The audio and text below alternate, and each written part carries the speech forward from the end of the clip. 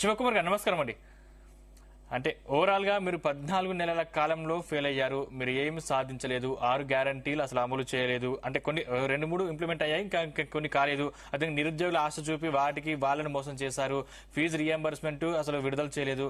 ఇవన్నీ విడుదల చేసిన తర్వాతనే మీరు ఓట్లు అడగాలి. ఓట్లు అడిగే హక్కు మీకు ఉంటుంది. అప్పటిదాకా మీకు ఓటు అడిగే హక్కు లేదు. ఇది మీ మీద ఉన్నటువంటి ప్రధాన ఆరోపణ. ఏం చెప్తారు? ముందుగా జీ తెలుగు ప్రేక్షకులకు మీకు ప్యానెల్ ఉన్న వారికి నమస్కారం.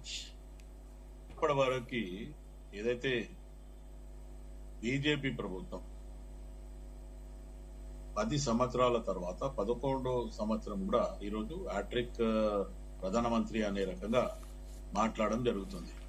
అయితే ఇప్పుడు వెంకటరెడ్డి గారు మొత్తానికి ఏమడుగుతుండు, కాంగ్రెస్ పార్టీ 2 లక్షల ఉద్యోగాలు ఇస్తారని చెప్తారు. కానీ ఇదే బీజేపీ ప్రభుత్వం కూడా చెప్పింది కదా, 20 లక్షల ఉద్యోగాలు ఇస్తామని చెప్పిండ్రు. 10 సంవత్సరాలు అప్పుడు ఇవ్వలేదు. 11వ సంవత్సరం ఇప్పుడు కూడా ఏం లేదు. ప్రధానమంత్రి డైరెక్ట్ మాట్లాడమంటే మన్ కీ బాత్ మాట్లాడతాడు. లేదు అనుకుంటే ఈ 11 సంవత్సరాల నుంచి ఎప్పుడు కూడా కాలాదాన్ని వచ్చింది లేదు, వచ్చేది మారింది లేదు. ఇవన్నీ చాలా ఉన్నాయి. అంటే ప్రభుత్వం బీజేపీ ప్రభుత్వం గతంలో ఉన్న దేశం కోసం ధర్మం కోసం అనే వాళ్ళ ట్యాగ్ లైన్ నే మర్చిపోయి ఈరోజు ఏ రాష్ట్రంలో సరే మొత్తానికి అధికారంలో ఉండాలి అనే రకంగానే వాళ్ళు ముందుకు పోవడం తప్ప ఈరోజు రాజకీయం ఇప్పుడు కాంగ్రెస్ పార్టీ ఏదైతే మేనిఫెస్టో పెడుతూనేమో కాంగ్రెస్ పార్టీ మేనిఫెస్టోలు ఉచితాలు ఇస్తుంది. కానీ ఇదే బీజేపీ ప్రభుత్వం కూడా మొన్న జరిగిన రాష్ట్రాల ఎన్నికల్లో కూడా కాంగ్రెస్ పార్టీ ఎంత తీస్తున్నదో దానికి ఇంకా ఎక్కువ ఇచ్చే ప్రజలని మభ్యపెట్టిండ్రు. ప్రజలకి గతం ఒక 11 సంవత్సరాల నుండి ఈ రకంగా బీజేపీ ప్రభుత్వం ఎప్పటికప్పుడు మభ్యపెడుతూనే వస్తుంది. ఇప్పుడు 2 రాష్ట్రాలకు, ఇటు బీహార్ గాని ఆంధ్రప్రదేశ్ కేమో మంచి ఫండ్స్ ఇవ్వడం జరుగుతుంది. ఇటు తెలంగాణలో ముంపు గ్రామాల్లో తిప్పి చేసిన తర్వాత కూడా ఇప్పటి వరకు మనకిచ్చిన బడ్జెట్ ఏంది, అటు బీహార్ కి ఆంధ్రప్రదేశ్ కి ఇచ్చిన బడ్జెట్ ఏంది. ఎందుకంటే రేపు బీహార్ కి గాని ఆంధ్రప్రదేశ్ కి గాని బడ్జెట్ వాళ్ళు అనుకున్నట్టు చంద్రబాబు నాయుడు గారు గాని లేకపోతే నితీష్ కుమార్ గారు గాని చెప్పినట్టు ఇవ్వకపోతే రేపు ప్రభుత్వం కూలిపోతుంది అనే ఆలోచనలో కూడా ఒక రకంగా బీజేపీ ఉండే ఆ 2 రాష్ట్రాలకే ఎక్కువ ఇస్తుంది అనేది కూడా ప్రచారంలో ఉంది. అది ప్రజలందరూ కూడా ఫోన్ ట్యాపింగ్ కేసులో ప్రభాకర్ రావు, శ్రవణ్ కుమార్ గారి మీద కేసు మీరు విచారణ చేస్తూ కేంద్రాన్ని అరెస్ట్ చేయమనడం ఎంతవరకు కరెక్ట్ అని చెప్పేసి చాలా విమర్శలు వస్తా ఉన్నాయి. ప్రభాకర్ రావుని ఏదైతే యుఎస్ నుండు లేకపోతే బయట దేశంలో తీసుకురావాలని తెలంగాణ ప్రభుత్వం ఆల్రెడీ ఆ ప్రయత్నంలో ఉంది. మొత్తానికి కేసులు ఇన్వెస్టిగేషన్లు జరుగుతున్నాయి. ఒకటి ఏమంటే సుమోటో కేసు కింద ఇటు సెంట్రల్ గవర్నమెంట్ కూడా ఇమ్మీడియట్ గా యాక్షన్ తీసుకోవచ్చు. కానీ ఈ రోజు గల్లీలోనేమో కొట్లాడుతుండ్రు, ఢిల్లీలోనేమో దోస్తీ అనేది గత ప్రభుత్వం అది టీఆర్ఎస్ బీఆర్ఎస్ ఉన్నప్పుడు ఈ కార్ రేస్ వ్యవహారంలో మీరు కేటీఆర్ ని కూడా ఇప్పటివరకు ఎందుకు అరెస్ట్ చేయలేదు? దానిలో చాలా దాదాపు 55 కోట్ల మనీ లాండరింగ్ జరిగిందని చెప్పేసి 600 కోట్లకు టెండర్ పెట్టారని చెప్పేసి చాలా ఆరోపించారు. ఇప్పటివరకు ఎందుకు ఆరోపించలేదు? అయితే సందీప్ ఆల్రెడీ ఆ ఇష్యూ మొన్నటి వరకు వచ్చింది. కేటీఆర్ డైరెక్ట్ ఏమన్నాడు, నన్ను అరెస్ట్ చేయండి, దమ్ముంటే అరెస్ట్ చేయండి, నేను యోగా చేస్తా, ఫిట్ అయితా, మళ్ళీ నేను పాదయాత్ర చేస్తా, నేను జైలుకి వేసి వచ్చిన తర్వాత సీఎం అయితా అనేది ఆయన దెబ్బలు జరుచుకున్నాడు. దానికి కాంగ్రెస్ పార్టీ మంచి కౌంటర్ ఇచ్చింది. ఒకవేళ జైలుకు పోయిన వాళ్ళే సీఎం అవుతారు అనే రకంగా ఆలోచిస్తే మీ కవిత ఆల్రెడీ వయసు వచ్చింది, లిక్వర్ పోయి ఆమె వచ్చింది, ఆమె నీకంటే ముందు ఉంది అనే రకంగా కూడా కాంగ్రెస్ పార్టీ చెప్పడం జరిగింది. అయితే కేటీఆర్ విషయంలో విత్ ఇన్ నో టైమ్ లో చట్టం దానిపైన చేసుకుపోతుంది కాబట్టి ఎట్టి పరిస్థితుల్లో కేటీఆర్ మట్టుకు అయినంతలో ఆయననే ఏదైతే కంప్లైంట్ చేసిన దాని తర్వాత ఇప్పుడు ఈడ పబ్లిక్ లో మాట్లాడేది లేకపోతే మీడియా ముందు మాట్లాడేది ఒకలాగుంది. అటు కోర్టులో ఏదైతే ఇవ్వడం ఏదైతే ఉందో, అఫిడవిట్ ఇవ్వడం ఏదైతే ఉందో దాంట్లోనేమో అధికారులది తప్పు, నేను ఒక మంత్రిగా నేను శాసించిన తప్ప అధికారులు అట్లా చేయొద్దు అనే రకంగా కూడా కేటీఆర్ తప్పించుకున్నది ఉంది. దాని మీద జరుగుతుంది. ఎట్టి పరిస్థితుల్లో హరీష్ రావు గారు గాని లేకపోతే కేటీఆర్ గాని మొత్తానికి కేసీఆర్ గాని ఏ ఈక్వలైనా ఖచ్చితంగా పోతారు. ఇప్పుడు మొత్తానికి కాంగ్రెస్ పార్టీ మా మీద ఖచ్చితంగా కక్ష సాధింపు చేస్తుంది అనే ఒక ఆలోచనతోని ప్రజలకు పోవాలనుకున్నారు. ప్రజలు ఎవరు కూడా విశ్వసిస్తలేరు.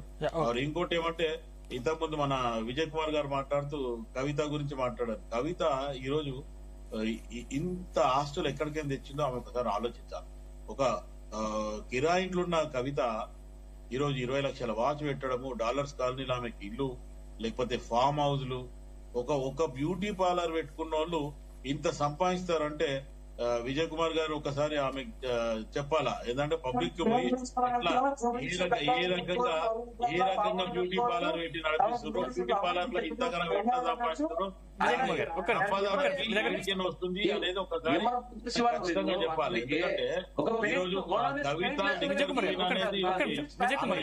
లోపల పోయింది అంటే ఆమె సానుభూతి పరులు, లేకపోతే ఆమె ఏదో పెద్ద దేశానికి ఉద్ధరించింది అనే రకంగా మాట్లాడుతున్నారు తప్ప అది ఆల్రెడీ ఆమె చేసినందుకు ఈ రోజు ఆమె మెడలో ఉన్న దాన్ని కూడా ఢిల్లీలో తీసుకుపోయి కేజ్రీవాల్ కూడా చుట్టడం జరిగింది. ఇప్పుడు ఈమె వల్ల అక్కడ కూడా ఆ పాలసీ వాళ్ళు అడాప్ట్ చేసిన వాళ్ళు ఇమీడియట్ గా పాలసీని మొత్తానికి రద్దు చేయడం జరిగింది. అంటే ఏం జరిగింది అనేది అయితే దాని విషయంలో వాళ్ళు మొత్తానికి వివరాన్ని ఇస్తారు. ఇప్పుడు ఆల్రెడీ మళ్ళీ కేరళ నుండి కూడా స్టార్ట్ అవుతుంది. ఆ కేసులో కూడా మళ్ళీ కవిత మళ్ళీ చుక్కెదురు అవుతుంది ఆమెకి. ఇట్లాంటి విషయంలో ఉంది కాంగ్రెస్ పార్టీ. ఇంకోటి ఏమంటే సందీప్, మాక్సిమం గా అంచెలంచెలుగా ఏదైతే హామీలు ఉన్నాయో హామీలను పూర్తి చేయడం జరిగింది.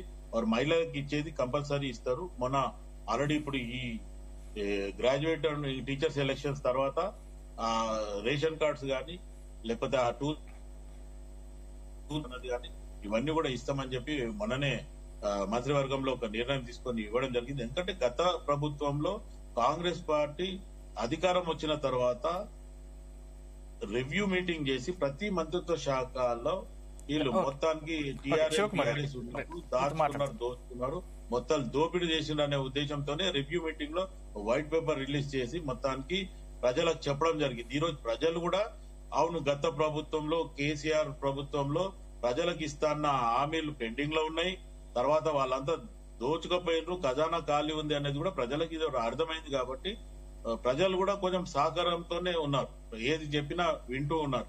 10 సంవత్సరాల నుంచి ఇస్తాం అన్నారు, మాకు ఇయ్యలేదు. ఇప్పుడు మీరు 15 మాసాల దగ్గరకు వచ్చింది, మీరు ఇస్తారా లేకపోతే మీరు కూడా ఆశ పెడతారా అనే ఒక ఆలోచన ప్రజలలో ఉంది.